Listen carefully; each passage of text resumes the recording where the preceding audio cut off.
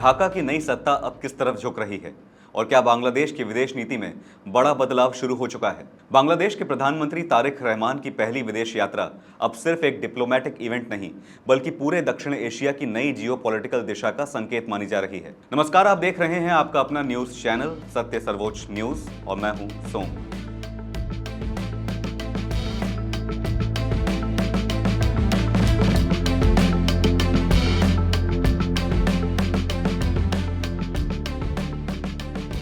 बांग्लादेश के प्रधानमंत्री तारिक रहमान की पहली विदेश यात्रा को लेकर बड़ी कूटनीतिक हलचल शुरू हो गई है।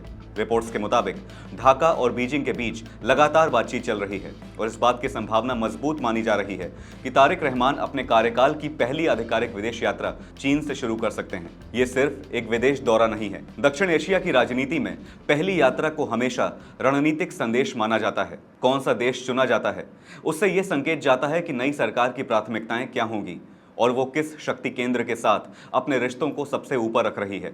बांग्लादेश के प्रधानमंत्री तारिक रहमान की जून 2026 के अंत में होने वाली चीन की राजकीय यात्रा के दौरान चीनी राष्ट्रपति शी जिनपिंग से मुलाकात होने की संभावना है। हालांकि बांग्लादेश सरकार ने इस संबंध में कोई आधिकारिक बयान जारी नहीं किया है, लेकिन खबरों के अनुसार ढाका और बीजिंग के बीच बढ़ते सहयोग के तहत चीन ने इस यात्रा के लिए औपचारिक प्रस्ताव भेजा है। वहीं जानकारों के मुताबिक बांग्लादेश के विदेश मंत्री खलीलुर रहमान जल्द भारत दौरे पर आ सकते हैं। माना जा रहा है कि ये यात्रा प्रधानमंत्री तारिक रहमान की संभावित भारत यात्रा की जमीन तैयार करने के लिए हो रही है। गौरतलब है कि तारिक रहमान इसी साल फरवरी में बांग्लादेश के प्रधानमंत्री बने थे।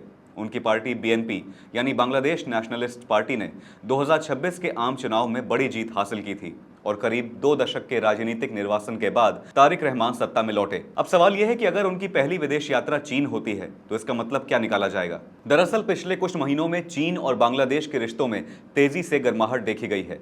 दोनों देशों के बीच कनेक्टिविटी, व्यापार, निवेश, इंफ्रास्ट्रक्चर और इंडस्ट्रियल सहयोग पर बातचीत बढ़ी है। रिपोर्ट्स के मुताबिक ढाका चीन से इंफ्रास्ट्रक्चर डेवलपमेंट, इंडस्ट्री शिफ्टिंग और विशेष आर्थिक क्षेत्रों यानी चाइनीज इकोनॉमिक जोन्स को लेकर भी चर्चा कर रहा है। यही नहीं, बांग्लादेश की सरकार ने हाल ही में चीन से तीस्ता नदी परियोजना में सहयोग भी मांगा है। ये वही तीस्ता मुद्दा है जो लंबे समय से भारत और बांग्लादेश के रिश्तों में संवेदनशील बना हुआ है। 2011 का तीस्ता जल बंटवारा समझौता अब तक लागू नहीं हो पाया है। ऐसे में चीन की एंट्री को नई रणनीतिक चाल माना जा रहा है। यानी ढाका अब ये संदेश देना चाहता है कि अगर भारत के साथ कुछ मुद्दे अटके रहते हैं तो उसके पास दूसरे विकल्प भी मौजूद हैं। हालांकि इसका मतलब ये नहीं है कि बांग्लादेश भारत से दूरी बना रहा है। खुद प्रधानमंत्री तारिक रहमान के करीबी सलाहकार हुमायूं कबीर ने साफ कहा है कि बांग्लादेश भारत और चीन के बीच फुटबॉल नहीं बनेगा। उन्होंने बांग्लादेश फर्स्ट पॉलिसी की बात कही और कहा कि ढाका दोनों देशों के साथ संतुलित संबंध चाहता है। यानी उसे चीन से निवेश और इंफ्रास्ट्रक्चर सहयोग भी चाहिए, लेकिन भारत के साथ रणनीतिक रिश्ते भी खराब नहीं करने हैं। लेकिन इसके बावजूद बीजिंग को पहली यात्रा का संकेत मिलना नई दिल्ली के लिए सोचने का विषय माना जा रहा है, क्योंकि बांग्लादेश भारत के लिए सिर्फ पड़ोसी देश नहीं बल्कि रणनीतिक सुरक्षा का अहम हिस्सा है। करीब 4000 किलोमीटर लंबी सीमा, पूर्वोत्तर भारत की कनेक्टिविटी, बंगाल की खाड़ी में समुद्री सुरक्षा और चीन के बढ़ते प्रभाव को रोकने की रणनीति, इन सब में बांग्लादेश की भूमिका अहम है। यही वजह है कि भारत इस मामले पर गंभीरता से मंथन कर रहा है। हाल ही में भारत ने वरिष्ठ नेता दिनेश त्रिवेदी को बांग्लादेश में नया उच्चायुक्त नियुक्त किया है और इसे नई दिल्ली की दूरगामी सोच माना जा रहा है। रिपोर्ट्स के मुताबिक भारत सरकार भी तारिक रहमान को भारत आने का निमंत्रण दे चुकी है।